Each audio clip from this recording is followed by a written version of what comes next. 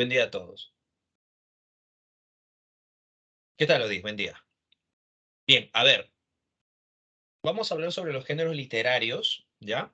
Vamos a mencionar los tres géneros literarios fundamentales, pero antes de ello hay que recordar algunos puntos esenciales, ¿no?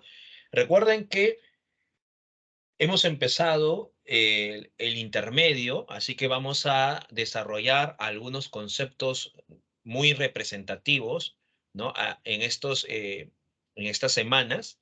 Por ejemplo, los géneros y figuras literarias son dos temas fundamentales que ha venido en el examen de admisión con mayor frecuencia, así que hay que estar atentos a estas primeras semanas porque son fundamentales estos temas, ¿ya? Así que vamos a tratar sobre conceptos muy importantes para comprender lo que va a ser la literatura, ¿no? Otro punto también importante, recuerden que a lo largo de la exposición puedes intervenir al momento de tener alguna duda, pregunta respecto a lo que estamos mencionando. Lo puedes hacer a través de los comentarios, ¿no?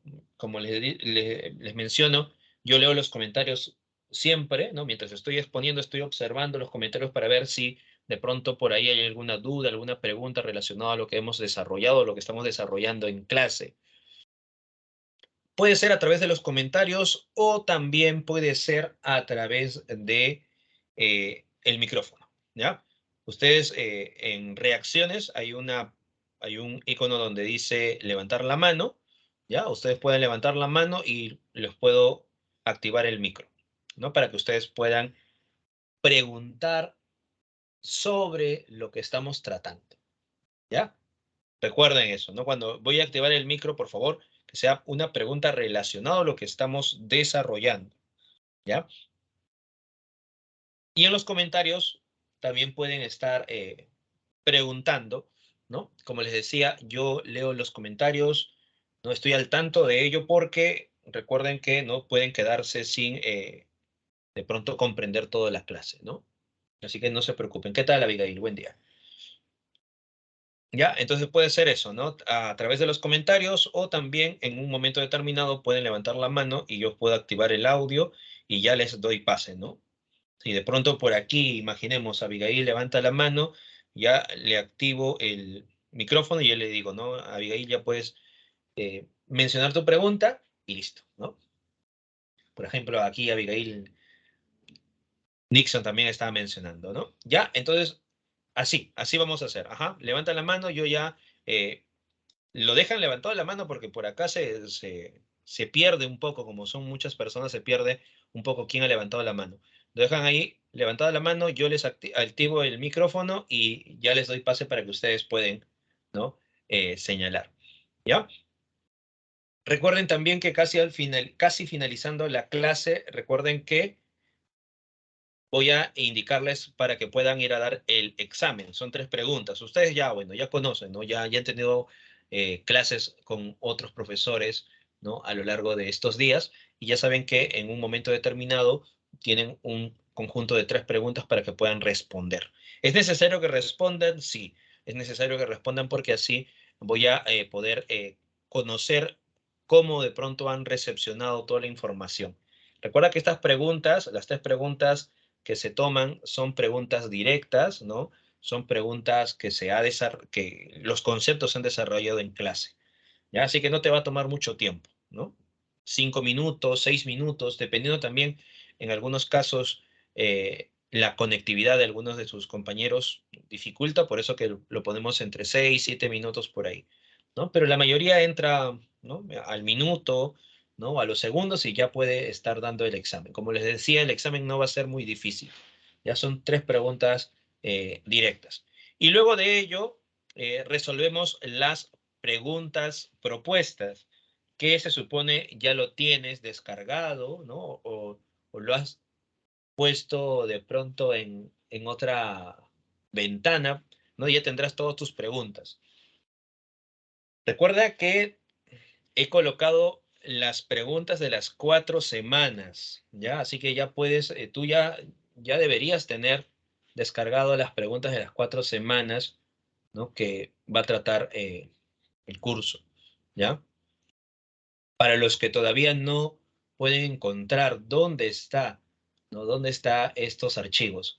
Vas a equipo, literatura, das clic donde dice archivos y vas a encontrar dos carpetas. Una carpeta dice ejercicios clase y ahí vas a encontrar los 4 archivos de las semanas. Sí, he puesto las preguntas de las 4 semanas, ¿ya? Así que ya puedes descargar las preguntas de las 4 semanas. Ujú.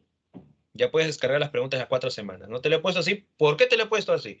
Para que tú ya puedas estar en casa, ya puedes estar marcando, ya sabes qué tema toca la siguiente semana, así que puedes estar investigando, ¿no? Y eso te va a ayudar, porque al momento de tener las preguntas, ¿no? Y tener el tema que viene la siguiente semana, ya vas a poder ejercitarte, vas a poder encontrar más información y cuando escuches la clase de hoy, vas a recepcionar mejor la información.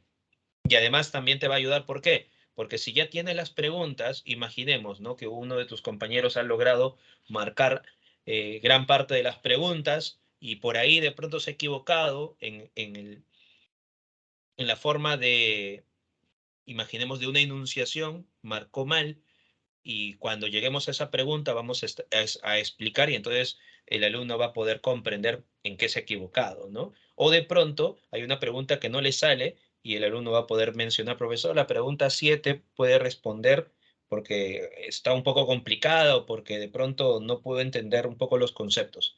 Entonces, eso también nos va a ayudar, ¿no? Cuando ustedes tengan las preguntas, van a poder ustedes resolver y de pronto una de estas preguntas puede ser un poco difícil para ustedes, ¿no? O un poco ambigua quizá, y entonces gracias a ello vamos a poder explicarlo en clase. Por eso que ya tienes las 4 semanas, los ejercicios de las 4 semanas.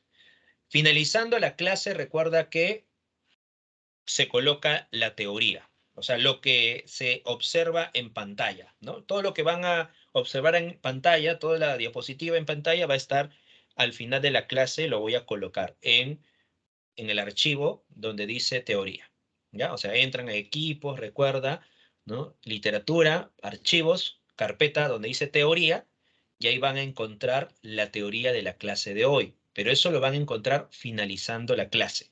¿Por qué? Porque al finalizar la clase yo coloco en la teoría este PDF que van a observar todo en pantalla y al final de ese PDF va a estar un cuadro donde van a encontrar las claves de las preguntas. Los que han logrado responder, ¿no? Todas las preguntas van a cotejar si de pronto marcaron bien o marcaron mal, ¿no?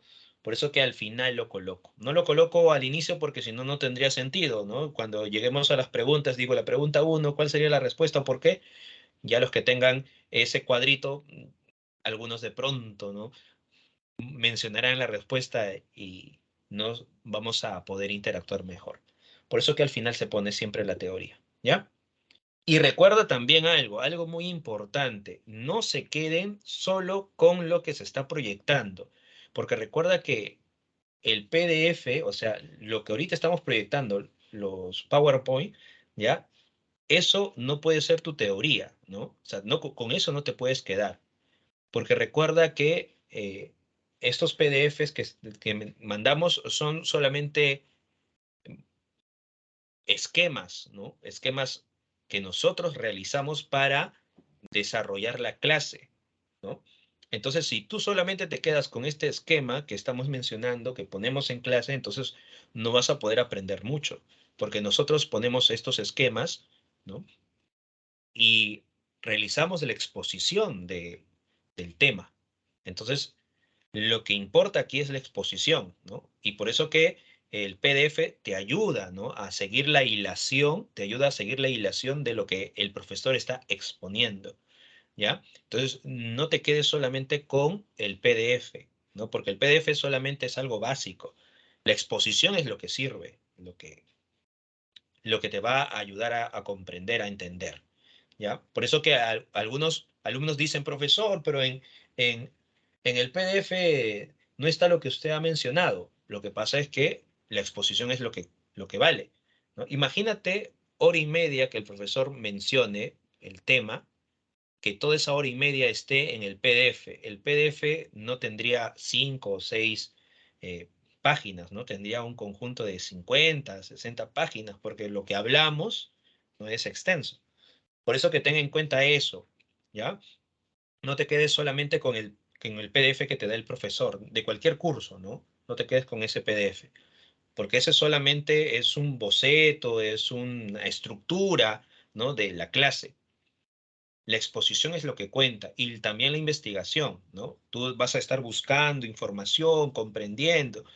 Eso es lo que te va a ayudar a recepcionar todo. Por eso que es muy importante que tú ya vengas informado, ¿no? Por ejemplo, la siguiente semana vamos a hablar de figuras literarias. Entonces tú ya estés buscando qué figuras literarias son los que vienen en el examen de admisión, ¿no? Te menciono, ¿no? La metáfora, el símil, el epíteto, la hipérbole, el hipérbaton, la anáfora. Ya, esas son las figuras literarias que vienen más en el examen de admisión. Entonces, eso lo que tú puedes hacer es buscar información, ¿no? ¿Qué es el epíteto? ¿No? ¿Qué es la metáfora?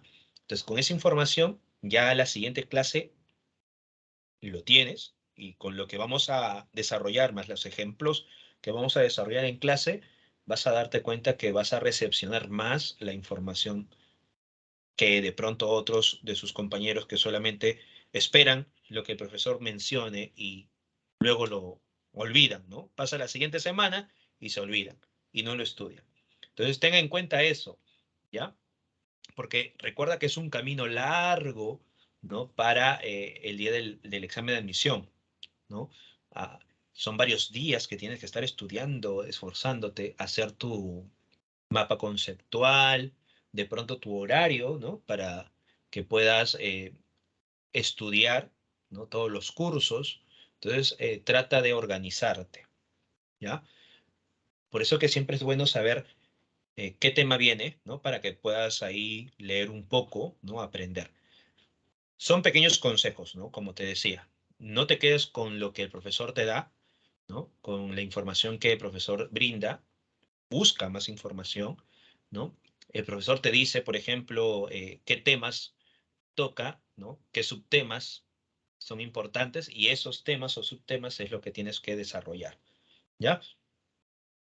Bien, señalando esos puntos, entonces recuerda, casi finalizando de la clase, vamos a colocar un enlace para que puedas entrar a dar el examen. Son 3 preguntas, ¿no? Luego vamos a resolver algunas preguntas eh, de lo propuesto y cualquier pregunta, duda, comentarios o alzan su mano y yo les activo el audio. Por ejemplo, acá hay una pregunta de Abigail, ¿no? Profesor, ¿qué temas son los más típicos en el examen de admisión de San Marcos? Justo lo que vamos a desarrollar estas primeras clases. Géneros literarios y figuras literarias son las preguntas que han venido con mayor frecuencia, ¿ya? Estos temas, géneros y figuras, son los que han venido con mayor frecuencia, ¿no? En todos los exámenes de admisión. Sí, son los más recurrentes, géneros y figuras literarias. Ese es el top número 1, ¿no? Si ponemos entre los 10 temas más eh, recurrentes en el examen de admisión, el top número 1 es figuras literarias y géneros literarios. En todos los exámenes de admisión, a lo menos 1 o 2 preguntas de géneros literarios y figuras literarias, ¿no? Por ejemplo, el examen anterior, ¿no? El que pasó hace poco, vino una pregunta sobre género y otra pregunta sobre figuras literarias. Y el examen del año pasado también.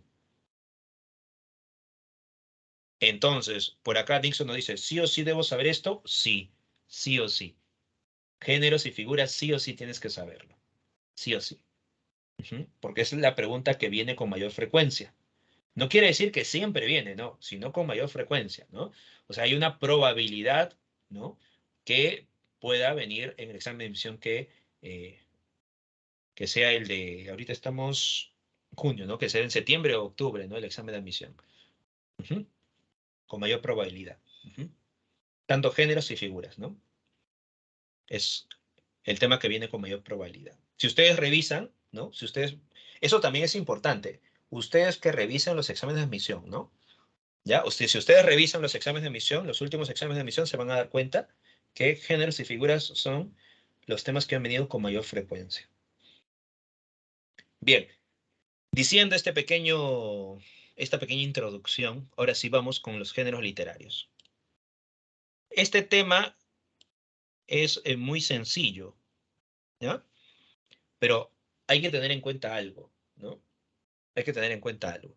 Sucede que hay un pequeño problema en el caso de géneros literarios. O sea, es un tema muy sencillo, pero hay un problema aquí. ¿En qué sentido? Porque en el colegio de pronto nos enseñan géneros literarios de una forma y quizá, ¿no? En la academia o de pronto en San Marcos manifiestan otra forma. Por eso que ahí está la complejidad en este punto. ¿Qué sucede? Los géneros literarios se pueden dividir, se pueden clasificar de dos formas, ¿ya? La primera forma de clasificación de los géneros literarios es desde la concepción aristotélica, ¿ya? Por eso les estoy mencionando, ahorita les estoy explicando, ¿ya? Cómo se puede clasificar. Desde la concepción aristotélica, recuerda, ¿ya? Desde la concepción aristotélica. Desde esa concepción aristotélica, que es una forma tradicional de dividir los géneros literarios, sería el género épico, el género lírico y el género dramático, ¿ya? O sea, desde la concepción aristotélica hay tres géneros fundamentales: épico, lírico y dramático, que sería ya la concepción tradicional, ¿no? Pero también vamos a encontrar otra forma de clasificación, y esto vamos a mencionarlo desde la concepción post-aristotélica, ¿ya? Post-aristotélica. Desde esta concepción post-aristotélica, los géneros literarios son épico, lírico, dramático, narrativo, ¿ya? Y algunos hablan sobre el género expositivo. Normalmente, en los colegios nos enseñan la concepción post-aristotélica, ¿ya? Normalmente en los colegios nos enseñan. Digo normalmente porque en algunos colegios no enseñan esta manifestación post-aristotélica, enseñan la forma aristotélica, pero normalmente la manifestación post-aristotélica. San Marcos, o sea, la Universidad Nacional Mayor de San Marcos, en sus exámenes de admisión nos dice que tenemos que centrarnos en la concepción aristotélica. O sea, San Marcos pide que comprendamos los géneros literarios desde esta categoría de Aristóteles. Otras universidades, por ejemplo, la UNI, la Universidad del Callao, ¿no? La Villarreal, entre otras universidades toman sus preguntas relacionadas a la concepción postaristotélica, ¿ya? Por eso que hay que tener en cuenta eso. ¿Por qué les digo esto? Porque cuando ustedes tengan un libro de literatura, un compendio de literatura, se van a dar cuenta, ¿no? En algunos compendios vas a encontrar estos géneros literarios: épico, lírico, dramático, narrativo, expositivo. En otros compendios solamente encontrarás estos tres géneros literarios, ¿ya? Entonces uno dice: profesor, ¿pero qué sucedió? En mi libro no está el género narrativo, profesor. En mi libro no sirve, ¿no? No, no es que no sirva, sino que en tu libro se está utilizando la concepción aristotélica. O sea, la concepción aristotélica quiere decir que los géneros son tres: épico, lírico y dramático. Por eso se le llaman géneros primigenios. Géneros primigenios o géneros tradicionales, porque Aristóteles en su obra La Poética habló sobre estos géneros literarios: qué es el género épico, qué es el género lírico, qué es el género dramático, ¿ya? Más adelante, y esto producto de la modernidad, ¿no? De la época moderna, ¿ya? Aparece esto de aquí, el narrativo, la novela, el cuento, ¿no? Entonces, desde la concepción post-aristotélica, o sea, los autores que ya no se nutren de Aristóteles, sino de otros autores, por eso se dice concepción post-aristotélicas, señaló que hay otro género literario, un género moderno, llamado el género narrativo, Pero también en la época del Renacimiento apareció el ensayo. Y dijeron, el ensayo no puede ser parte del género narrativo. Entonces otros manifestaron, entonces hay que hablar de otro género literario, el género expositivo, donde está el ensayo, la crónica periodística, ¿no? El ensayo, ¿no? Los artículos, etcétera. ¿Ya? Pero ¿qué sucede? Sucede que de pronto muchos críticos literarios señalaron que si hablamos de género narrativo, estamos hablando de un conjunto de obras que muestran ya grandes hazañas o muestran acontecimientos, o sea, narran sucesos, acontecimientos, o sea, hay la presencia de un narrador. Y entonces dijeron, pero si hay la presencia de un narrador, eso está en el género épico. Si se habla de grandes acontecimientos, está en el género épico. ¿Por qué de pronto desligar el género épico del género narrativo? Entonces, ¿qué hicieron? Algunos, siguiendo la concepción aristotélica, dijeron, el género épico alberga al género narrativo. Por eso que San Marcos menciona eso, ¿no? Épico, lírico y dramático. La novela, el cuento, todo va a estar en el género épico. Ahí te das cuenta de la diferencia, pues, ¿no? Por ejemplo, en la uni, cuando dicen, ¿no? La novela, por ejemplo, la novela Don Quijote de la Mancha, ¿pertenece a qué género? Imaginemos, ¿no? Que la pregunta sea así, ¿no? Don Quijote, ¿a qué género pertenecería? Según la uni, Don Quijote pertenecería al género narrativo, porque es una novela. Pero San Marcos tomaría a Don Quijote de la Mancha como género épico, porque en el género épico está incluido el género narrativo. ¿Ya? Ten en cuenta eso, para que no te confundas cuando tengas un compendio, ¿no? Por ejemplo, por eso siempre es bueno, si vas para San Marcos, que tengas el compendio de San Marcos, no el compendio de la uni, ¿no? ¿Por qué? Porque ahí te das cuenta la diferencia, ¿ves? Porque si tú tienes el compendio de la uni y vas a San Marcos, en la uni te dice Don Quijote de la Mancha pertenece a qué? Al género narrativo, y entonces tú en San Marcos vas a pensar que es género narrativo, y cuando es el género épico, ¿ya? O viceversa, ¿no? O un chico que va a la uni tiene el compendio de San Marcos, ¿no?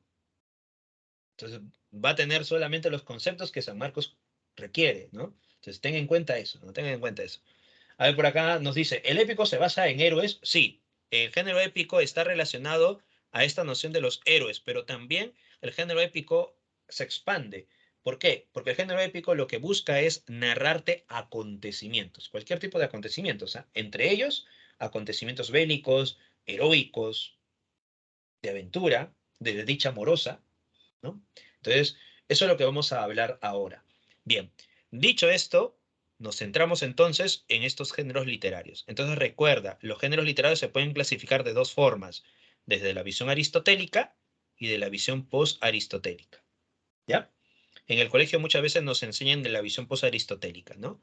Ahora vamos a hablar de la visión aristotélica, porque eso es lo que nos pide San Marcos. ¿Ya? Bien, a ver, hasta aquí, ¿alguna pregunta, duda? ¿Se entendió? ¿Se entendió la forma de clasificar los géneros literarios desde la concepción aristotélica y posaristotélica? ¿Sí? No hay confusión, dudas, ¿no? Ninguna, ¿no? Muy bien.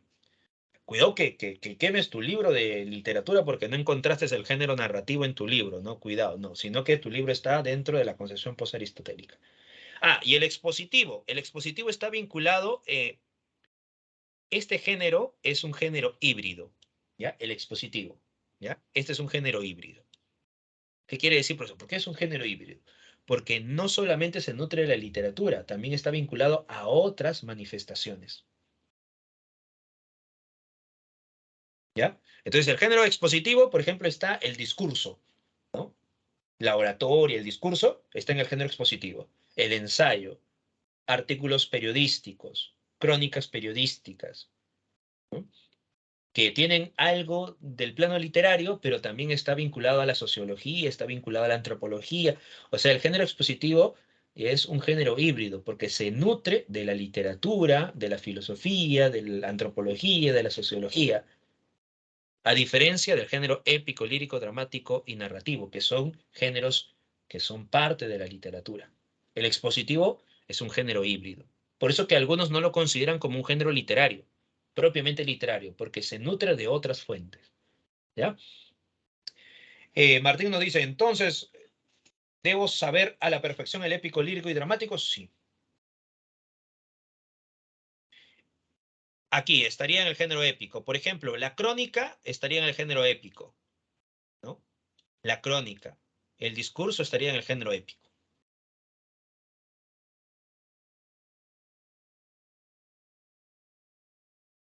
Lo que pasa es que son dos formas de clasificar la literatura, ¿no? Son dos formas de clasificación. Por acá nos preguntan, ¿no?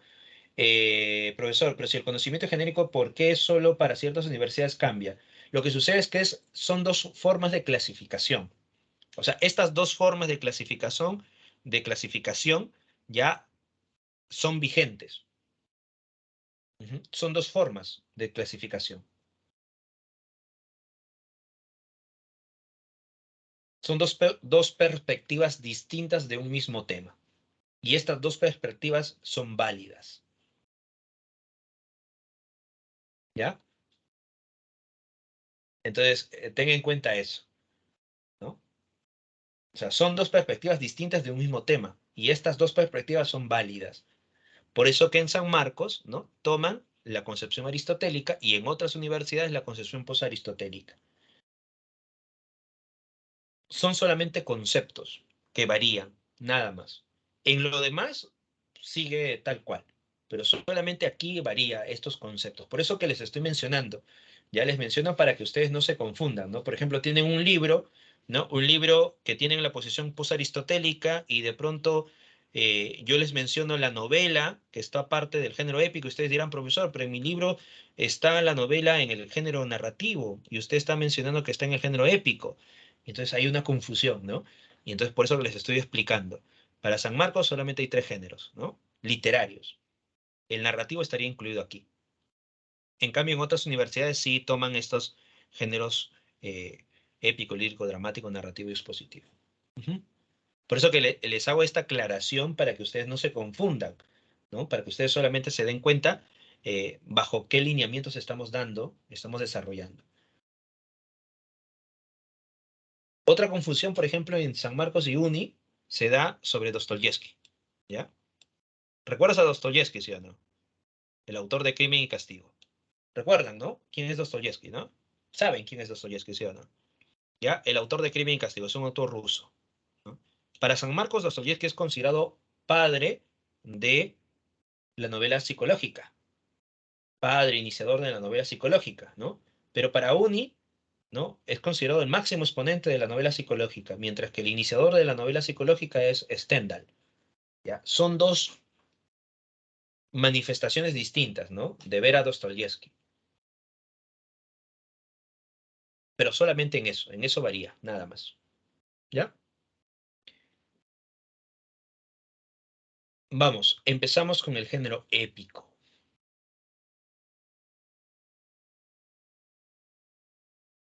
Épico proviene de la palabra epos, ¿ya? Epos significaría narración.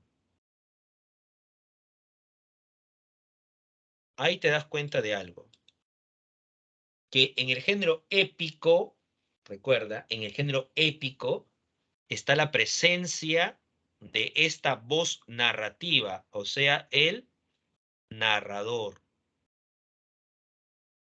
¿ya? Y esto es muy importante recordar en el género épico que proviene de la palabra epos, la épica epos, ¿ya? Que significa narración o el acto de narrar.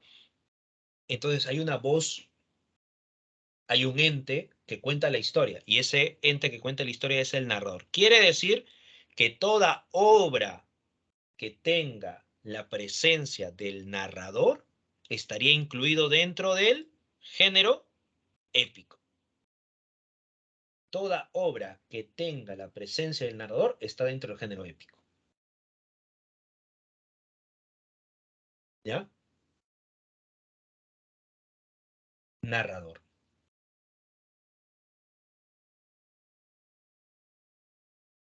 Entonces, Las, la tercera semana vamos a hablar tipos de narradores.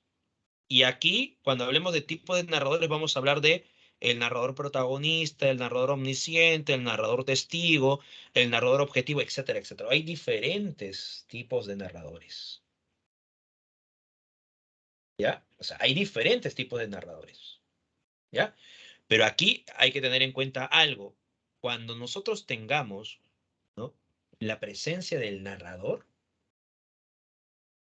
entonces está dentro del género épico. Ejemplo, mira, la Ilíada. En la Ilíada está presente un narrador que cuenta la historia, sí, género épico. Los gallinazos sin plumas.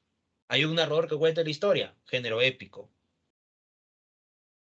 Don Quijote de la Mancha. Hay un narrador que cuenta la historia, género épico.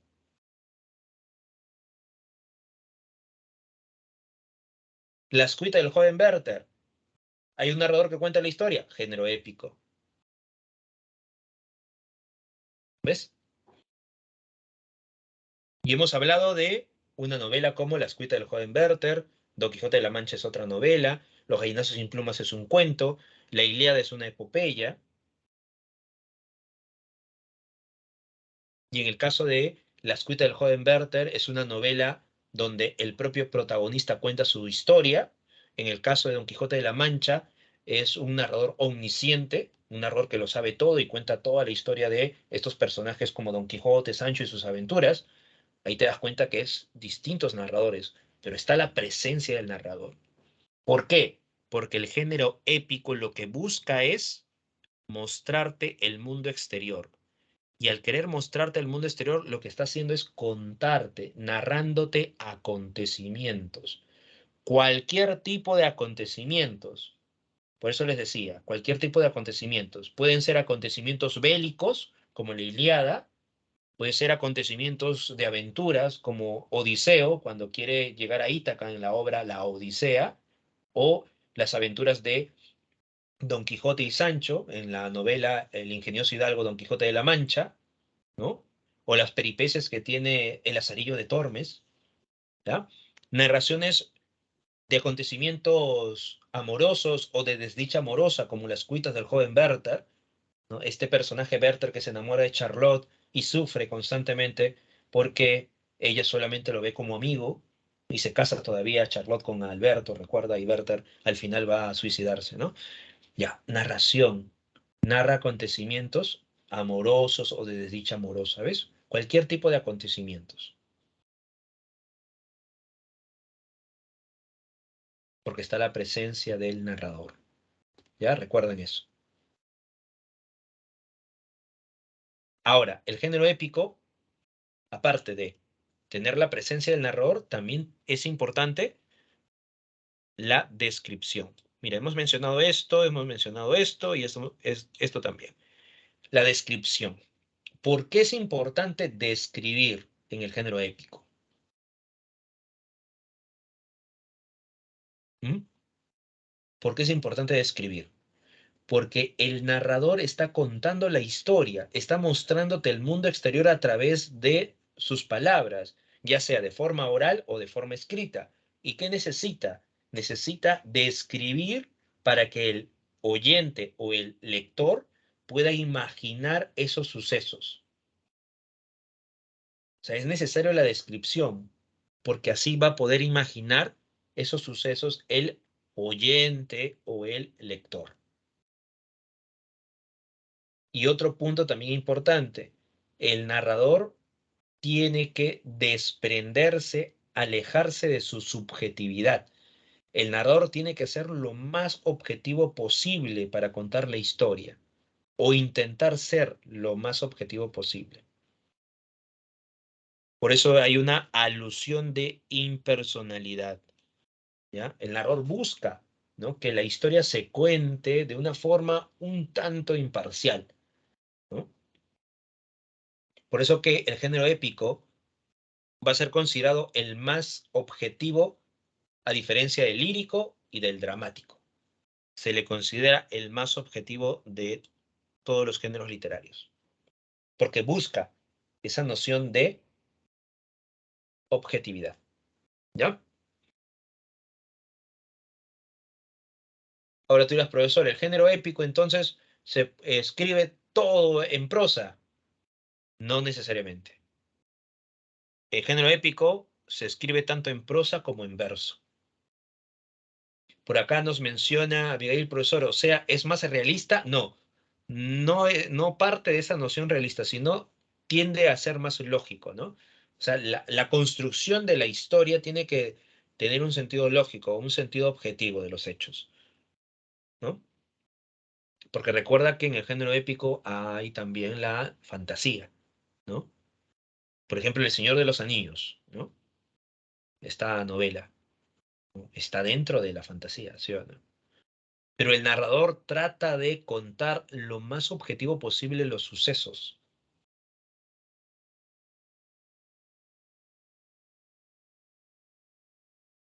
porque el narrador no tiene que eh, proyectarse en un personaje, el narrador no tiene que familiarizarse con un personaje. Por acá nos menciona Roy, profesor, un ejemplo de un libro escrito en verso, pero que pertenezca al género épico. Muy bien. Recuerda, el género épico, por eso que no hemos puesto aquí como característica que el género épico esté escrito en verso o en prosa, porque puedes encontrar obras en prosa, obras en verso que pertenecen al género épico. Ejemplo, el mío Cid. El mío Cid está versificado, ¿ya? El mío Cid. Y es una obra que pertenece al género épico. Exacto, Abigail. La Divina Comedia también es una obra que está versificada y pertenece al género épico. La Ilíada, la Odisea, son obras que están versificadas y pertenecen al género épico.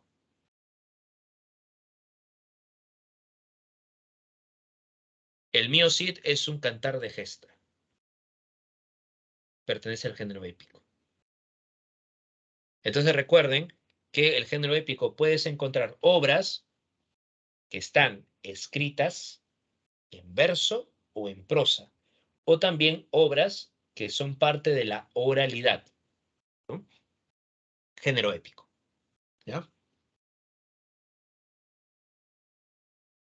Por eso no hemos puesto como característica fundamental del género épico si está en prosa o en verso, porque puedes encontrar, ¿no?, obras que están escritas en verso y pueden ser parte del género lírico, pero también obras que están escritas en verso que pueden ser parte del género épico, ¿ya?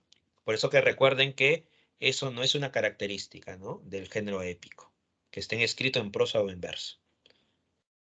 Por eso que en algunos compendios ahí se equivocan, ¿no? El género épico, una de sus características, si ponen, ¿no? Está escrito en prosa. No, no es una característica del género épico. Porque yo puedo mencionar estas obras, como también Abigail ha mencionado, ¿no? Algunas obras que están en verso, ¿ves? Ahí te das cuenta, ahí hay un error constante, ¿ves? Si te mencionan, ¿no? Verdadero o falso, imagínate que te pongan, ¿no? El género épico se utiliza constantemente, la prosa, falso, ¿no? O únicamente, no, porque también vamos a encontrar obras que están en verso. Bien, estas son las características esenciales, fundamentales del género épico. Hasta aquí, ¿alguna pregunta, duda sobre estos primeros puntos del género épico? Por ahí, ¿dudas o preguntas? ¿Todo ok? ¿No hay ninguna duda? ¿No hay ninguna pregunta sobre las características del género épico? Ok, no hay preguntas, entonces continuamos. Vamos ahora a las especies del género épico, ¿ya? Mira, tenemos algunas especies. Recuerda que hay varias especies, ¿no?, del género épico, pero vamos a mencionar solamente estas. La epopeya, el cantar de gesta, el mito, la leyenda, la fábula, el cuento y la novela. Especies del género épico. Recuerdo desde la concepción aristotélica, ¿ya? A ver, la epopeya. La epopeya aparece en la época antigua, ¿ya? Es una manifestación que nace de la oralidad. Se va a transmitir de generación a generación, ¿ya? La epopeya narra grandes acontecimientos bélicos, grandes hazañas heroicas, ¿ya? O también religiosas, la epopeya. Así que narra grandes hazañas de héroes. Muchos de estos héroes son mitológicos. Muchos de estos héroes son mitológicos, ¿ya? Ejemplo de epopeya, la Ilíada, la Odisea. Cantar de gesta. El cantar de gesta aparece en la época medieval. Y el cantar de gesta aparece justo cuando las naciones empiezan a expandir su territorio y desean mostrar su esencia. Por eso que los cantares de gesta van a narrar grandes hazañas de héroes que pertenecen a una nación, que representen a una nación. Y eso va a ser una característica que lo diferencia de la epopeya, porque en la epopeya no se representa héroes que a su vez configuren a una nación. En las epopeyas, por ejemplo, en la Ilíada, no se representa a los griegos a través de Aquiles, ¿no? En cambio, en un cantar de gesta como el mío Cid, Rodrigo Díaz de Vivar es la representación, es la encarnación de el poderío español, de la nación española. Por eso que en el cantar de gestas se está mostrando el origen de estas naciones o el desarrollo de estas naciones. En el mío Cid, como Rodrigo Díaz de Vivar al salir de Castilla fue expulsado por el rey Alfonso VI, ¿no? Va a conquistar diferentes ciudades, Alcócer, gana Valencia, ¿no? Y poco a poco se está expandiendo la España medieval, la España cristiana medieval, ¿no? Y está expulsando a los musulmanes, ¿no? Y ahí te das cuenta cómo se está formando la España medieval en ese entonces, ¿no? ¿A través de qué obra? A través del mío Cid. ¿A través de qué personaje? Rodrigo Díaz de Vivar. Por eso que el cantar de gesta tiene elementos históricos, a diferencia de las epopeyas. Las epopeyas no insertan elementos históricos, ¿no? En las epopeyas está narrándose todos los elementos de una forma fantástica. Dioses, semidioses, héroes con grandes poderes, ¿no? O personas que sobresalen, ¿no? Por su gran valor. Pero en el cantar de gesta aparecen algunos acontecimientos históricos, algunos personajes históricos. En el mío Cid, por ejemplo, ¿no? Rodrigo Díaz de Vivar, personaje histórico. El rey Alfonso VI, personaje histórico. La toma de Valencia, un acontecimiento histórico. Mito y leyenda. El mito tiene una base religiosa, la leyenda una base histórica. El mito y la leyenda son narraciones breves a comparación de la epopeya y el cantar de gesta, que son narraciones extensas. El mito es una narración breve, la leyenda es una narración breve. El mito tiene una base religiosa porque se habla sobre las creencias de un pueblo, de un elemento cultural.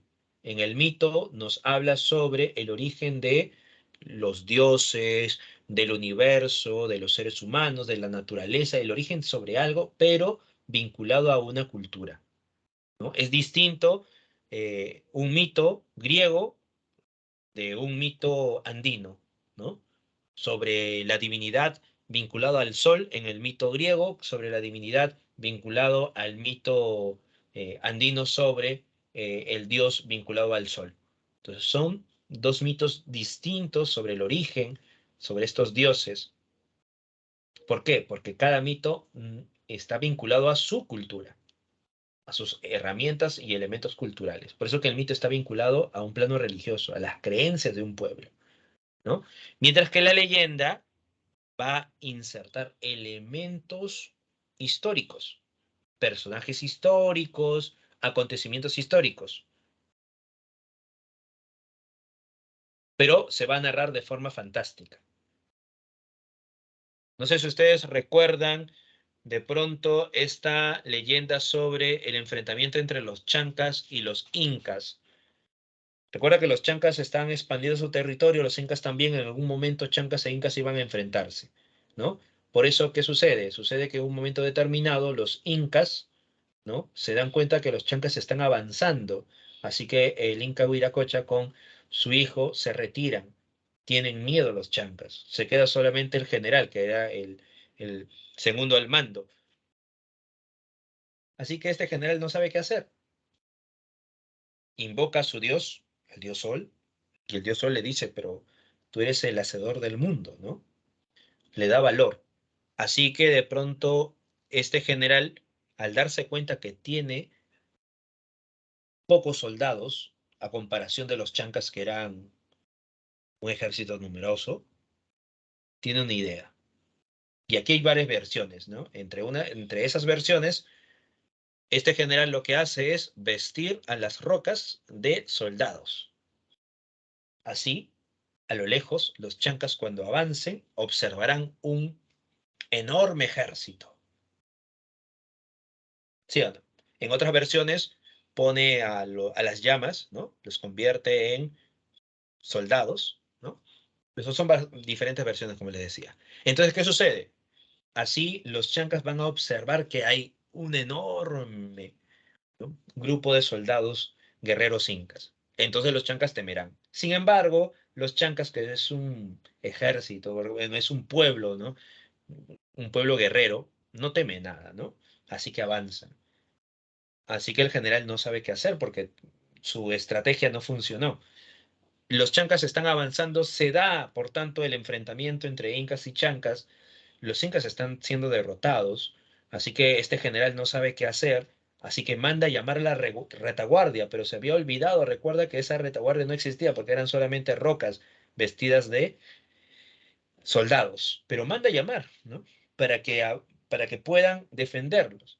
Y entonces las rocas empiezan a bajar y a transformarse en guerreros de piedra, exacto, ¿no? Muy bien, Abigail. Ujú. Guerreros de piedra y enfrentan a los chancas y al final los incas logran vencer a los chancas. Este general se llamará más adelante Pachacútec. Ahora, esta historia, ¿ya? Esta historia recuerda que nos cuenta cómo los incas derrotan a los chancas, pero la forma como se cuenta es de forma fantástica. Pero el acontecimiento es verdadero. O sea, los incas lograron derrotar a los chancas. Sí, correcto, en la historia está, ¿no? Gracias a eso los incas empiezan a expandir su territorio aún más. Un acontecimiento histórico, pero, recuerda, pero ¿qué sucede?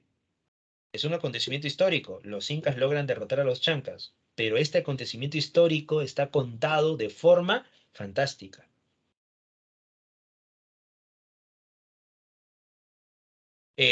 Supuestamente, la historiografía señala que estos guerreros de piedra sería un pueblo que ayudó a los incas a derrotar a los chancas.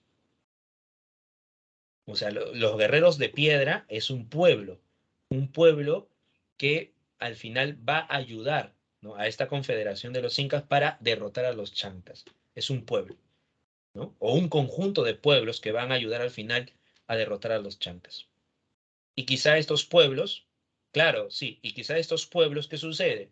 Más adelante se rebelan, ¿no? Se rebelan contra los incas y por eso que en este transcurso de la leyenda van a ser omitidos, ¿no? O sea, borrados por la historia oficial. Ujú. Entonces, ¿qué lo diferencia del mito y la leyenda? Lo diferencia ese plano histórico. Lo diferencia que el mito solamente se queda en el plano religioso, en las creencias, y la leyenda muestra un elemento histórico. Por eso que hay una diferencia entre mito y leyenda, ¿no? El mito te hablan sobre el origen, sobre elementos bajo las creencias de una cultura. Y la leyenda viste o reviste un elemento histórico con elementos fantásticos, como por ejemplo la derrota de los chancas, ¿no? ¿Cómo fueron derrotados los chancas? Ah, entonces se cuenta un elemento fabuloso, ¿no? Pero el acontecimiento está. Ujú. Entonces ahí está la diferencia entre un mito y una leyenda, ¿no? El mito de Perséfone, por ejemplo, ¿no? Para los griegos, ¿cómo de pronto nacen las estaciones del año? Ah, entonces los griegos, ¿qué hacen? Cuentan el mito de Perséfone, ¿no? Perséfone recuerda que va a ser raptada por el dios Hades, el dios del inframundo. Deméter va a estar llorando porque no sabe dónde está su hija Perséfone. Deméter es diosa de la naturaleza, ¿no? De la agricultura, de la naturaleza. Así que Deméter va a estar triste y por eso que la tierra va a empezar a secarse, ¿no? La vegetación va a empezar ¿ya? A desfallecer. Zeus se compadece y busca a Perséfone. Zeus sabía dónde estaba Perséfone y le dice a Hades, ¿no? Hades, libera a Perséfone, ¿no? Porque no quiero ver a Deméter triste. Así que Hades, astuto, le dice a Perséfone que va a ir a encontrarse con su madre, pero que coma estas semillas.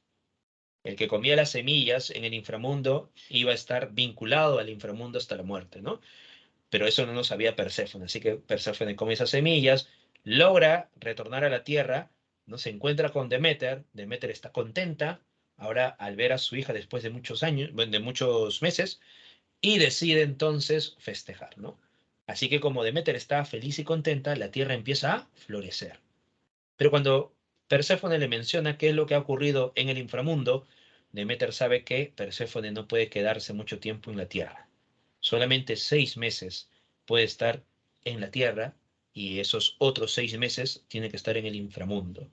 Así que cuando Deméter se despide de Perséfone, porque Perséfone estará en el inframundo durante 6 meses, la tierra empezará a desfallecer, la vegetación a caer. Y cuando Perséfone retorna donde Deméter, 6 meses, Deméter estará contenta, feliz, y de pronto la tierra empezará a florecer, ¿no? Entonces, ¿qué hace este mito? Nos muestra las estaciones del año. ¿Bajo qué? Bajo los lineamientos de una cultura, ¿no? O sea, dentro de los enfoques de esta cultura, nos hablas cómo se originan las estaciones del año, ¿ya? Entonces, el mito y la leyenda tiene esos elementos, ¿no? Bien, la fábula recuerda que es una narración breve que tiene una moraleja, ¿ya? La fábula, una moraleja. Sí, cada 6 meses, ¿no? Cada 6 meses dentro de la cultura griega, ¿no? Se decía que las estaciones cambiaban, ¿no? La fábula tiene una moraleja, recuerda, ¿no? Un fin didáctico. Toda fábula tiene una moraleja, un fin didáctico, ¿ya? Y el cuento de la novela, recuerda que el cuento es breve, la novela es extensa, como el cuento es breve, el narrador se tiene que focalizar en algunos acontecimientos, en algunos personajes, ¿no? Y la novela, el narrador se tiene que focalizar en diferentes personajes, diferentes historias. Por eso que en una novela como La ciudad y los perros, el narrador puede enfocarse en la historia de El jaguar, la historia de Boa, la historia de Rulos, la historia de el poeta, la historia de el esclavo, etcétera, etcétera. ¿Ves? En cambio, en el cuento, el narrador no puede focalizarse en muchas historias, ¿no? ¿Ya? En el caso del cuento, recuerda que en el cuento lo que sucede es que el narrador se tiene que focalizar en algunos acontecimientos, en algunos sucesos, ¿no? Para desarrollar esta historia. ¿Ya? Bien. Entonces recuerda cuento y novela, cómo se diferencia. Bueno, estos son algunas especies del género épico, ¿ya? Algunas especies. Y en todas estas obras está la presencia del narrador. Vamos con la siguiente manifestación, el género lírico. El género lírico, a ver, ¿en qué se diferencia del género épico? En el género lírico, ¿qué se busca? Evocar emociones. A diferencia del género épico, el género épico lo que se busca es mostrarte el mundo exterior, ¿no? Lo que se busca es narrarte acontecimientos. En el género lírico, en cambio, lo que se busca es mostrarte el mundo interior. Evoca emociones, sentimientos. Por eso que el género lírico es considerado el más subjetivo, ¿ya? Evoca emociones, sentimientos, muestra el mundo interior. En el género lírico no hay narrador, recuerda, no hay narrador, no existe narrador. Lo que existe en el género lírico es el hablante lírico, la voz poética, eso es lo que se muestra en el género lírico, ¿ya? No vas a decir, profesor, en el género lírico el narrador me dice, no, no existe narrador. En el género lírico está el hablante lírico o la voz poética. Y en el género lírico está vinculada a las emociones, los sentimientos, cualquier tipo de emoción, cualquier tipo de sentimiento, o sea, no solamente el amor o la desdicha amorosa. Claro, en el género lírico, recuerda que está la presencia de los poemas, ¿no? Poemas escritos en verso o también poemas escritos en prosa. Recuerda eso, ¿ya? En verso o en prosa. En el género lírico se puede escribir en verso o en prosa. Puede estar de forma oral o de forma escrita. Por eso que aquí no está como característica escrito en verso, porque también hay algunos poemas escritos en prosa, ¿ya? Hay algunas obras en prosa, que es parte del género lírico, ¿ya? Entonces, el género lírico pueden ser cualquier manifestación literaria que evoque emociones y esté presente el hablante lírico. Eso es el género lírico, ¿ya? Cualquier manifestación que muestre la subjetividad más que contar la historia en sí, ¿ya? Sí, se dice poemas a esta manifestación poética, ¿no?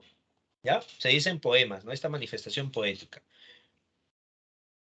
Se generaliza así, ¿no? Como poemas, ¿ya? Pero son obras escritas en verso o en prosa. Ujú.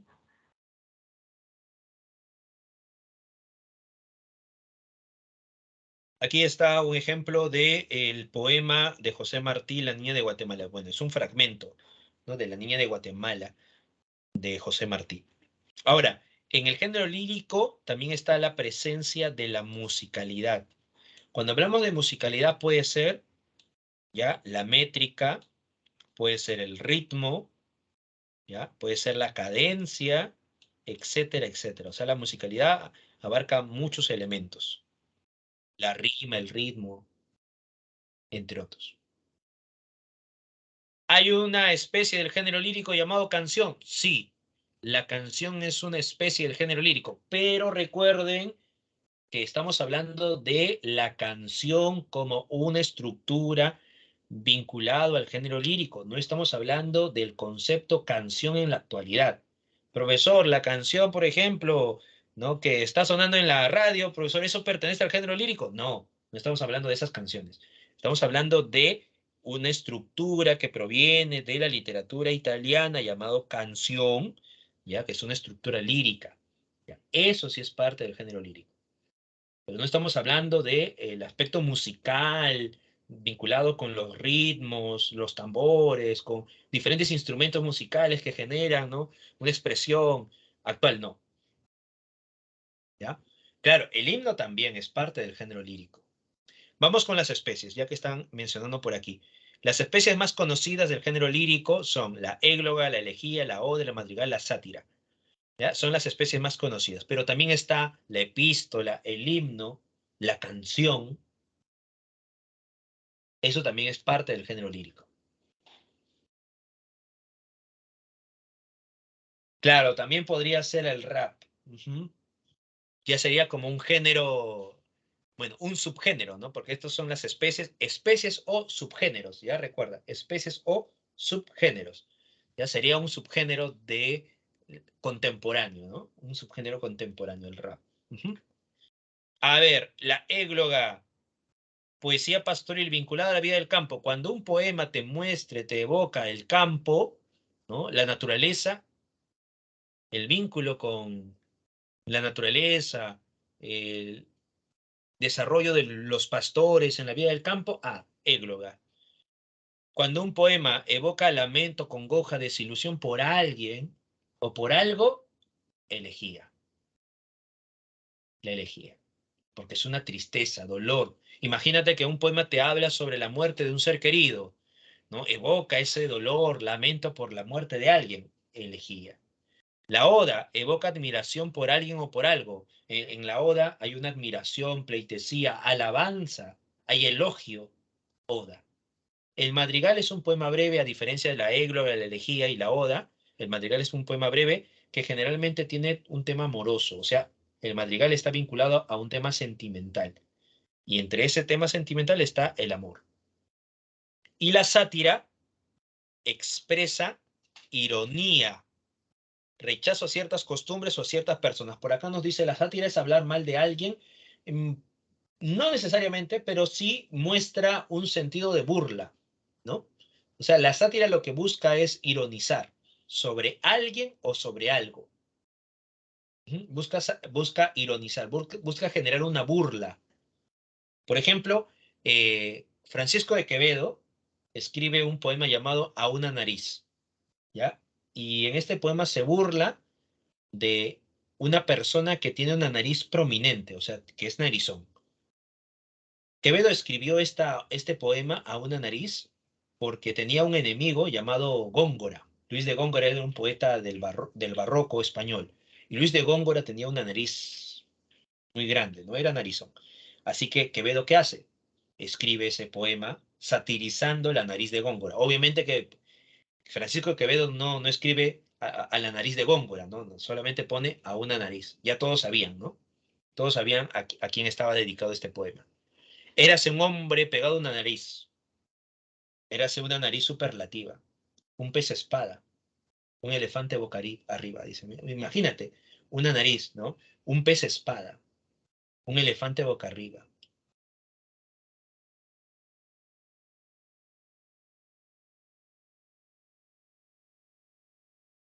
Érase una pirámide de Egipto. Imagínate, todavía lo dice, ¿no? ¿Ya? Las 12 tribus de narices era, menciona también, ¿no? Bueno, y sigue, ¿no? ¿Ya? Ahí está la sátira, ¿ves? Muy bien. Vamos a otro género literario, el tercer género literario, el género dramático. A ver, el género dramático, a ver, antes de pasar al género dramático, por acá nos menciona Martín una pregunta. A ver, profesor, ¿la elegía necesariamente tiene que ser desilusión o puede ser una tristeza o una pena? Claro, volvemos a ver, mira, el género, la elegía, perdón, lo que busca es evocar ¿qué? Lamento, congoja, desilusión por alguien. Puede evocar lamento, puede evocar una congoja sobre alguien o sobre algo, una desilusión sobre alguien o sobre algo. O sea, lo que está evocando la elegía es una tristeza, tristeza sobre algo. Puede ser una tristeza por haber perdido el amor de su vida, ¿no? Entonces el poeta se lamenta, ¿no? O sea, manifiesta esa tristeza por ver que su amada ha partido, ¿no? O de pronto puede evocar también esa tristeza porque un familiar ha muerto, imagínate, ¿no? El padre ha muerto, como coplas a la muerte de su padre de Jorge Manrique, ¿no? Jorge Manrique lamenta la muerte de su padre. Entonces, es una elegía, ¿no? O en Platero y yo, este personaje que lamenta la muerte de su, recuerda de su mejor amigo, ¿no? Platero, el burrito, ¿no? Entonces, es una elegía. Puede ser el lamento, la desilusión, la tristeza por alguien o por algo, no necesariamente vinculado a un amor, puede ser la tristeza porque recibió de pronto una noticia inesperada, ¿no? La tristeza porque se murió un ser querido, porque acabó el amor entre ellos, ¿no? Porque le fue infiel, etcétera, etcétera. Puede haber una tristeza, una conja sobre algo o sobre alguien. Entonces, cuando se muestra tristeza, elegía. Una desilusión, una tristeza, elegía, ¿no? En cambio, la oda es distinto, ¿no? La oda no muestra tristeza, la oda lo que muestra es algarabía, majestuosidad, muestra alabanza, elogio sobre alguien o sobre algo, ¿ya? Bien, vamos al género dramático. El género dramático está vinculado al teatro, recuerden, género dramático, teatro, ¿ya? Género dramático vinculado al teatro. Toda obra teatral pertenece al género dramático. El género dramático que busca representar acciones, ¿ya? Representa acciones, cualquier tipo de acciones, ¿eh? Uso del diálogo y del movimiento. El género dramático, como representa acciones, es importante que la presencia del actor. Es importante que el espacio de representación. ¿Ves? La presencia del actor. el espacio de representación, el género dramático. ¿Ya? Muestra, entonces, recuerda, ¿no? El género dramático, todas las obras que pertenecen al teatro. Ahora, ¿en el género dramático aparecerá el narrador? No, recuerda, en el género dramático no aparece el narrador. ¿Ya? El género dramático está vinculado al teatro, así que podemos encontrar tragedia, comedia, autosacramental, drama, entre otros, ¿ya? Género dramático. Primero vamos con el género y luego vamos con las especies. Por acá no dice profesor dramático, me imagino con la muerte. Bueno, eso sería la tragedia, ¿no? La tragedia muchas veces se vincula con esta noción fatídica, ¿no? Ahorita vamos a mencionar las especies, pero recordemos entonces el género dramático. El género dramático está vinculado al teatro, y como está vinculado al teatro, es importante la presencia del actor y el espacio de representación, el escenario, ¿no? El espacio de representación, ¿ya? En el género dramático se representa acciones. ¿Por qué no está presente el narrador? Porque los personajes ya interactúan por sí solos. En cambio, en una obra épica, recuerda que el narrador que decía, el narrador decía algo así, ¿no? Y entonces apareció Mariana, y Mariana dijo, y entonces ahí empieza a decir Mariana algo, ¿no? Y Juan le respondió, ya, ¿qué hace el narrador? El narrador está indicando lo que está aconteciendo, ¿no? El narrador nos está diciendo todo esto. ¿Por qué? Porque nosotros no podemos verlo y no podemos saber qué interactúan los personajes. En el género dramático, en cambio, los propios personajes están interactuando sin la presencia del narrador. En la obra teatral no sale la voz que dice, y la madre dijo, y la madre en ese instante dice, hijo, el almuerzo, y el novio respondió. No hay eso en el teatro, porque en ese momento, recuerda que la madre y el novio en ese instante interactúan por sí solos. Por eso que en el género dramático no es importante la presencia del narrador. ¿Ves? Ahí te das cuenta por qué de pronto mencionamos que solamente en el género épico está el narrador. ¿Ya? En el género épico está el narrador. Por eso que al inicio habíamos señalado eso, ¿no? ¿Ya? ¿Dónde encuentras al narrador? En el género épico. Por eso te das cuenta, ¿no? Porque es importante mencionar estas características. Claro, Romeo y Julieta, Bodas de Sangre, son obras que pertenecen al género dramático. Ujú. Todavía no estamos hablando de las especies del género dramático, estamos hablando del género dramático en general, ¿no?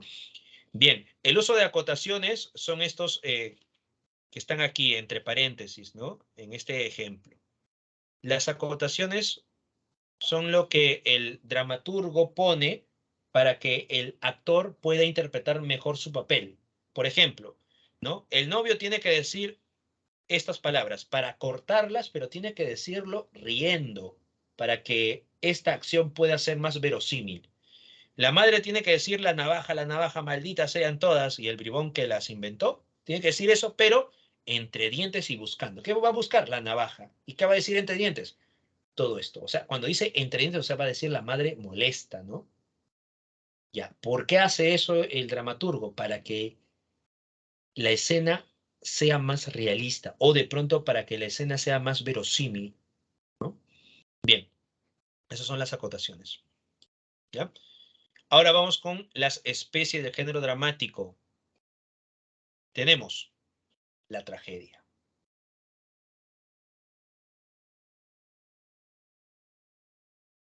No, la obra, la obra Boda de Sangre es una obra que pertenece al género dramático, ¿no? Es una obra, ¿por qué? Porque están los personajes interactuando, ¿no? ¿Ya? No está la presencia del narrador, no muestra emociones para que sea parte del género lírico, es parte del género dramático. A ver, tragedia, obra teatral que representa acciones funestas. Ejemplo, Bodas de Sangre, Romeo y Julieta, Edipo Rey. Son obras que muestran elementos funestos vinculados a un fatal decisión o un final fatídico. Muchas veces la muerte, ¿no? Pero no necesariamente la muerte, ¿no? Puede ser de pronto algún suceso que desagrade a los personajes, ¿no? Que genere una tristeza profunda, ¿no? La tragedia, entonces, representa acciones funestas. Cosa contraria a la comedia. La comedia es una obra teatral extensa que representa acciones jocosas y burlescas. En la literatura griega, la comedia estaba dirigida al pueblo y la tragedia estaba vinculado a la aristocracia. En la literatura griega, ¿ya? La tragedia estaba vinculada a la aristocracia y la comedia al pueblo. Por eso que en la comedia se representaba acciones jocosas y burlescas cotidianas, mientras que en la tragedia se representaba historias sorprendentes, ¿no? Porque la aristocracia tenía esas, de pronto, esa vida sorprendente, maravillosa, ¿no? Ahí te das cuenta de un poco la literatura griega cómo clasificaba, ¿no? O sea, lo ordinario estaba vinculado al pueblo y lo extraordinario a la aristocracia. Por eso que la tragedia siempre se mostraba a personajes aristocráticos, ¿no? Edipo Rey, rey de Tebas, y todo lo que le sucede a él. La Orestiada nos habla de Agamenón, rey de Micenas, y su hijo Orestes, ¿no? Rey de Micenas que va a ser asesinado por su esposa Clitemnestra, por la reina de Micenas, Argos. ¿Y qué va a hacer el príncipe Orestes? Va a buscar la venganza, matando a su madre, la reina, y al tío que se llama Egisto, que era amante de Clitemnestra, ¿no? Entonces, son personajes vinculados a la aristocracia. Eso es en la literatura griega, ¿no? Luego de la literatura griega ya no se busca manifestar necesariamente la aristocracia, ¿no? Pero recuerda que la tragedia lo que busca es representar acciones funestas, dolorosas, finales trágicos, ¿no? Finales funestos. La comedia tiene un final feliz, ¿ya? Al igual que el drama mezcla tanto la tragedia como la comedia, o sea, mezcla algunos sucesos trágicos como algunos sucesos cómicos. O sea, no es tan funesto el drama y tan cómico, o sea, es un término medio. El drama tiene un final feliz. El drama muestra algunos sucesos nefastos y muestra también algunos sucesos cómicos, hilarantes, a lo largo de su historia. Ejemplo de drama, Fuente Ovejuna, La vida es sueño, o de pronto en la literatura peruana, un drama muy conocido, Ollantay. El auto sacramental aparece en la época medieval y el auto sacramental tiene una finalidad, evangelizar. O sea, nos habla sobre historias vinculadas a la cristianidad.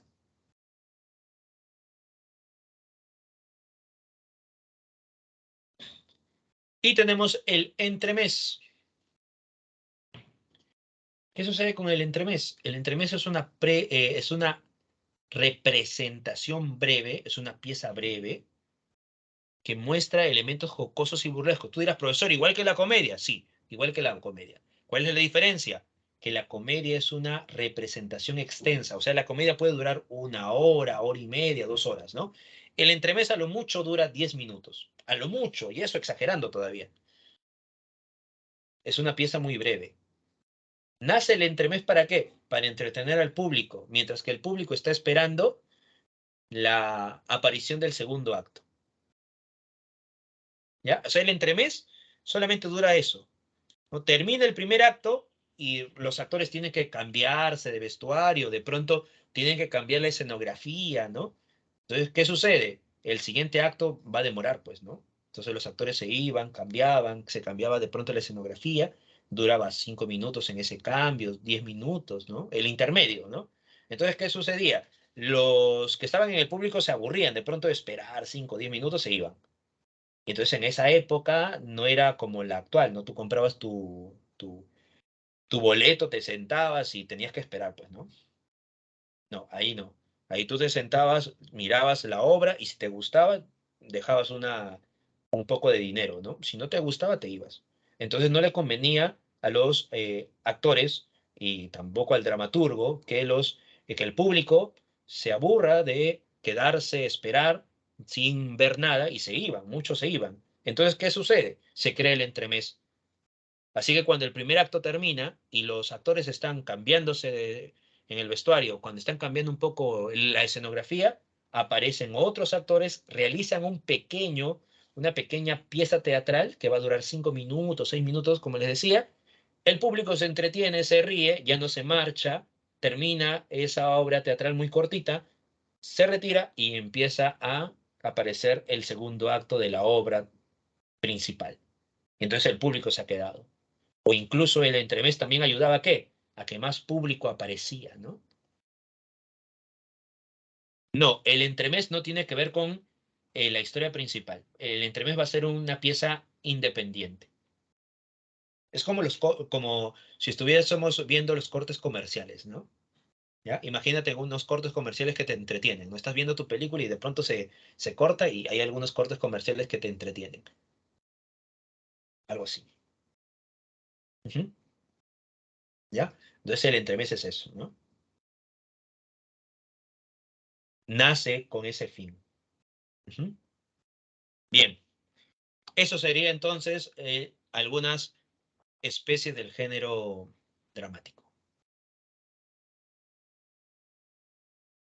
¿Preguntas, dudas hasta este momento? ¿Todo ok? ¿Se entendió?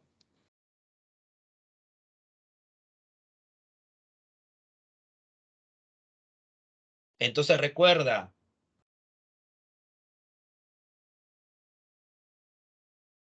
no te olvides, el drama va a utilizar elementos de la comedia como elementos de la tragedia, ¿ya? O sea, el drama no llega al fatalismo que se muestra en la tragedia, ¿ya? No llega a ridiculizar enormemente a los personajes como en la comedia. El drama es un término medio, ¿no? O sea, utiliza el ridículo, sí, pero no exagera, ¿no? Utiliza elementos funestos, pero no llega, ¿no?, a un fatalismo como en la tragedia. Ese es el drama, ¿ya? Muy bien. Si no hay más preguntas, dudas, tienes ahí el enlace para que puedas estar dando las 3 preguntas del examen. A ver, por acá me dice Noemí, profesor, ¿puede repetir un poco el auto sacramental? Ok, el auto sacramental aparece en la época medieval y que tiene como finalidad evangelizar. Por tanto, la temática del auto sacramental será temática religiosa, ya sea la vida de los santos, ¿no? De pronto algunos milagros de Jesús, etcétera, etcétera. Todo está vinculado a elementos cristianos. Ese es el auto sacramental. Por eso dice, pieza teatral cuya finalidad es evangelizadora. Bien, ahora sí, dicho todo esto, puedes ir a dar el examen. Son 3 preguntas relacionadas a la clase de hoy. La primera pregunta está relacionada a alguna especie del género épico.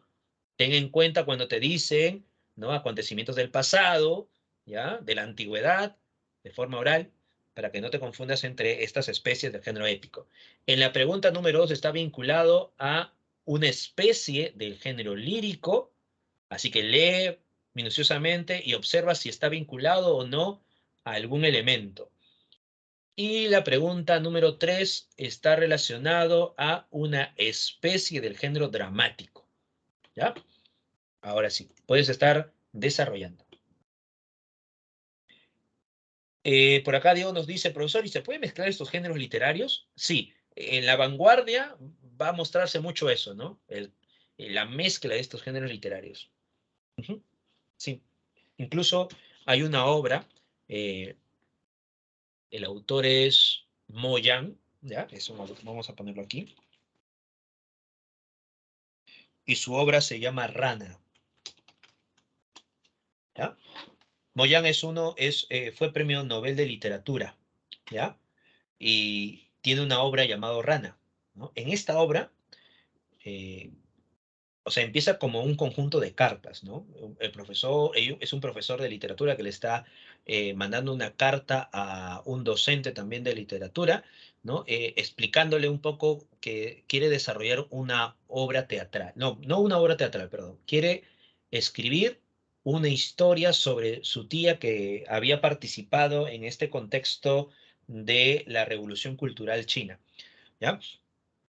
Y entonces le está escribiendo, ¿no? Pero no sabe cómo desarrollar esta historia, ¿no? Entonces el docente le está explicando, ¿no? Que también era escritor, le dice, mira, puedes mencionar estas cosas, etcétera, etcétera. Entonces nosotros, los lectores, vamos leyendo estas cartas, ¿no? Y a su vez también estamos leyendo qué le está sucediendo a este profesor, que quiere escribir la historia de su tía, ¿ya? Y en un momento determinado, él dice, en una carta le dice, mira, he logrado tener una visión, ¿no? Ya no voy a escribir una novela sobre mi tía, voy a escribir una obra teatral y se lo mando. Y nosotros vamos a leer el guión teatral de esta novela, de esta historia de la tía que se va a llamar Rana, ¿no? El guión teatral, y es el título de la novela, ¿ya? Entonces ahí nos estamos dando cuenta que esta novela o esta historia de Moyan, esta obra literaria llamado Rana, está limitando entre la novela, o sea, el género épico y el género dramático. ¿Por qué? Porque en la obra tenemos la historia de este personaje que busca escribir la historia de una de sus tías, y a su vez vamos a leer el guión teatral. O sea, esta obra pertenece al género épico y al género dramático. ¿Ves? La obra se llama Rana de Moyan, que es Premio Nobel de Literatura. Y ahí te das cuenta que ha unido, ¿no? Tanto el género épico como el género dramático.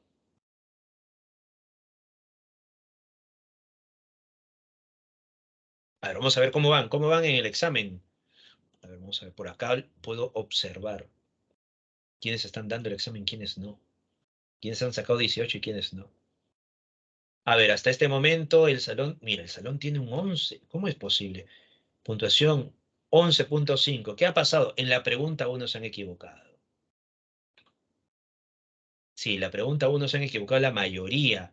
Recuerden, la pregunta número uno te está diciendo, obra literaria se narra acontecimientos del pasado, o sea, época antigua. No te está diciendo época medieval, te está diciendo época antigua. La época antigua, ahí te está diciendo, ahí te dicen en la época antigua, ahí ya está la respuesta en la época antigua. Si habla de la época antigua, te está hablando de obras como la Ilíada, como la Odisea. Por acá dice Abigail, profesor, ¿qué trata la comedia? La Divina Comedia, ¿no? La Divina Comedia, recuerda que es la historia de Dante que en un momento determinado despierta y se ve perdido en la selva oscura, trata de alejarse, ir por el camino del bien, aparece unas fieras, Dante suplica por su vida, ¿no? Es un pecador, ¿no? Y de pronto aparece Virgilio y Virgilio le dice, no te preocupes, Dante, voy a acompañarte, vas a pasar por el infierno, vas a pasar por el purgatorio y te dejaré con Beatriz para que puedas ir al paraíso. Así que Dante y Virgilio pasarán por estos círculos del infierno, 9 círculos del infierno, pasarán por los 7 pecados capitales y dejará Virgilio a Dante para que Dante pueda ir con Beatriz al paraíso, ¿no? Y pasará por los diferentes cielos y luego Beatriz se retirará, aparecerá San Bernardo y le llevará a la presencia de Dios. Dante intentará ver el rostro de Dios, pero no podrá porque una luz lo cegará. Más o menos esa es la historia de la Divina Comedia. Lo vamos a tratar más adelante, esta obra literaria de la época medieval de Dante Alighieri. Pregunta uno. A ver, ya supongo que habrán resuelto las preguntas la mayoría, ¿no?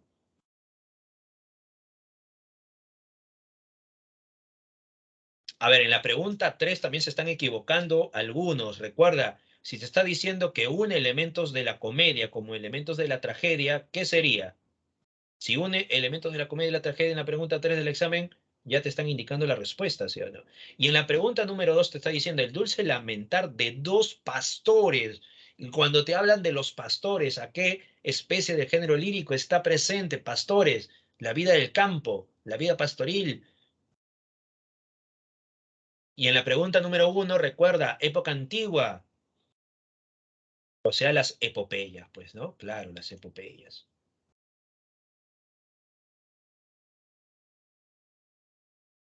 A ver, por acá nos dice, profesor, ¿hay más representaciones del infierno aparte de la Divina Comedia? A ver, dentro de la literatura, sí, hay varias representaciones, pero una de las representaciones del infierno, ya es a través de Dante, ¿no? Dante configura esta representación del infierno. Por ejemplo, también te habla sobre el ángel caído, ¿no? Hay una obra llamado El paraíso perdido, ¿no? Les recomiendo esa obra, ¿no? El paraíso perdido, de John Milton, ¿ya? Bien, vamos con la pregunta número 1. A ver, por aquí, algunos que ya han terminado, que han contestado las 3 preguntas del examen.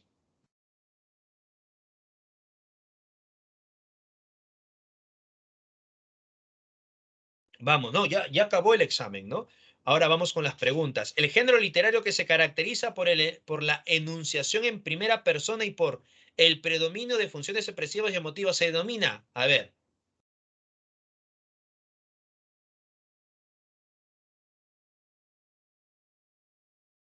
¿cuál sería? La pregunta 1. Emotiva, emociones, lírico. Exacto, muy bien. Género lírico, recuerda, emotivo, emociones, género lírico. A ver, pregunta número 2 dice, género épico, ¿narra acontecimientos? Correcto, narra acontecimientos. Vamos a poner aquí, verdadero. Es intimista, o sea, cuando te habla de intimismo está vinculado a las emociones, falso. El género épico trata de alejarse de las emociones, ¿no? ¿Interviene el espectador? No, no interviene el espectador. La respuesta es la B. Son narrativas cortas de carácter educativo. En ciertas oportunidades se escriben en prosa o en verso. Cortas de carácter educativo, o sea, te enseñan, te educan. La fábula, la moraleja. Exacto, muy bien. Respuesta correcta. La moraleja. Vamos a la siguiente pregunta. A ver, aquí, miren. ¿Qué característica presenta el anterior fragmento para poder ser adscripto al género épico? O sea, ¿qué característica se muestra para ser parte del género épico? Fácil, ¿sí o no? Y yo fijándome más, vi una bandera que iba ondeando tan deprisa. Este es un fragmento de la obra La Divina Comedia.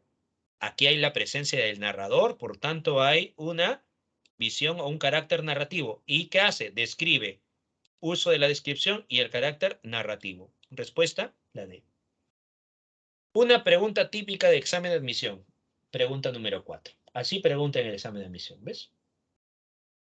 Fácil, ¿sí o no? Conoce entonces las características del género épico, automáticamente sabes la respuesta, ¿ves?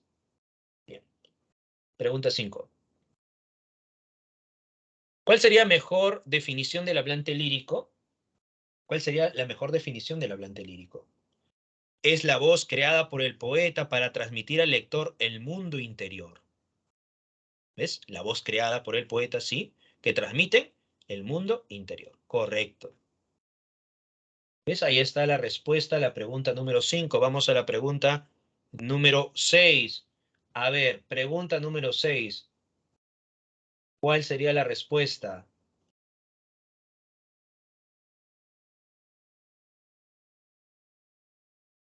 Jorge Manrique, acordaos que no sentisteis en mi vida una mudanza que hiciese. Acordaos que no me disteis en vuestra una esperanza que viviese. O sea, es una persona que está desesperada, una persona que no está vinculado a esta noción de la noción de la vida, sino más bien lo contrario, o sea, la tristeza, ¿no? Por eso dice, acordaos de la tristura que siento yo por la vuestra que mostráis.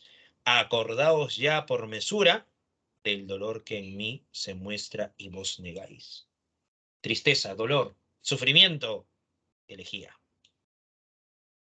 Exacto, la respuesta es la B. Pregunta 7.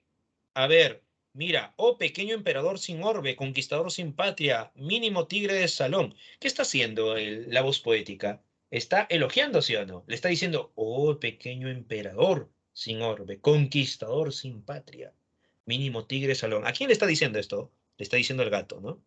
El gato es un pequeño emperador sin orbe, un conquistador sin patria. Ahora, si tienes por ahí a tu gatito o a tu gatita, ya sabes cómo decirle, ¿no? A tu gato, emperador sin orbe, le dicen, ¿no? Conquistador sin patria. Entonces, ¿estamos ante qué? Ante una oda. Exalta y utiliza adjetivos resaltantes, es una oda. Una exaltación, es una oda. ¿Ya? Respuesta a las 7, La C. Exacto, muy bien. Vamos con esta pregunta. Pregunta número 8, mira. Una pregunta que viene en el examen de admisión muy parecida a esta, ¿eh? Solamente que en vez de la vida de sueño, vino bodas de sangre. Igualita, ¿no? Igualita. Solamente que en vez de la vida de sueño, vino la obra boda de sangre. ¿Ya? La misma estructura, como en el examen de admisión. Respuesta a la pregunta número 8. A ver, con respecto al género que pertenece al siguiente fragmento, La vida es sueño, de Calderón de la Barca, marca la tema correcta. Personajes que interactúan. Tres personajes que están interactuando, ¿no? Rosaura está diciendo, temor y piedad en mí sus razones ha causado. Segismundo menciona esto, ¿no? ¿Quién mi voz ha escuchado? Es Clotaldo y Clarín, aparte, o sea, Clarín va donde Rosaura y le dice, di que sí. Hay una interacción, ¿ves? Predomina el diálogo y la acción en escena. Por tanto, es una obra de género dramático. Respuesta a la pregunta número 8, la respuesta es la D. Muy bien. Y para finalizar, ya que de pronto algunos se han quedado todavía, con esto finalizamos. Obra dramática de asunto serio, que intervienen personajes nobles o ilustres, y en la que el protagonista se ve conducido por una pasión o una fatalidad y un desenlace funesto. Ya te dice aquí la respuesta. Si es un desenlace funesto, ¿cuál sería? Desenlace funesto. La tragedia. La tragedia. Y finalizamos con la pregunta número 10. A ver, sobre los géneros literarios, las obras del género épico solo narran acontecimientos heroicos, solo narran acontecimientos heroicos del pasado, todavía te dicen, falso. No solo narran acontecimientos heroicos del pasado, también acontecimientos de aventuras, de desdicha amorosa. ¿Ves? No solamente acontecimientos heroicos. Por eso que hay que tener en cuenta el concepto del género épico y las características, ¿ves? Esto es falso. Algunos de pronto marcarían verdadero, sí, profesor. Género épico, heroico, verdadero, no. Te dice solo narra, ¿no? Falso. Las narraciones y las descripciones caracterizan a las obras épicas, eso es correcto. Pero vamos con la 2. La objetividad del género dramático se debe a la presencia de relatos, falso. En género dramático no hay la presencia de relatos, los relatos están en el género épico. El género lírico es subjetivo y objetivo. El género lírico es subjetivo, no es objetivo. Así que, falso también. En las obras dramáticas, ¿las acciones son representadas en un escenario? Sí, obras teatrales. Entonces, 3 y 5. 3 y 5. La C. Muy bien. Eso sería todo. Nos vemos entonces hasta la siguiente clase. Cuídense. Buen día para todos ustedes. Buen fin de semana también. Estudien, repasen sobre los géneros literarios. La siguiente semana vamos a hablar sobre las figuras literarias. Recuerden que en un instante ya van a poder descargar la teoría que han observado en pantalla, ¿no? Me dan solamente un minuto y ya está, ya pueden descargar, ¿no? La teoría, ya está en sus carpetas.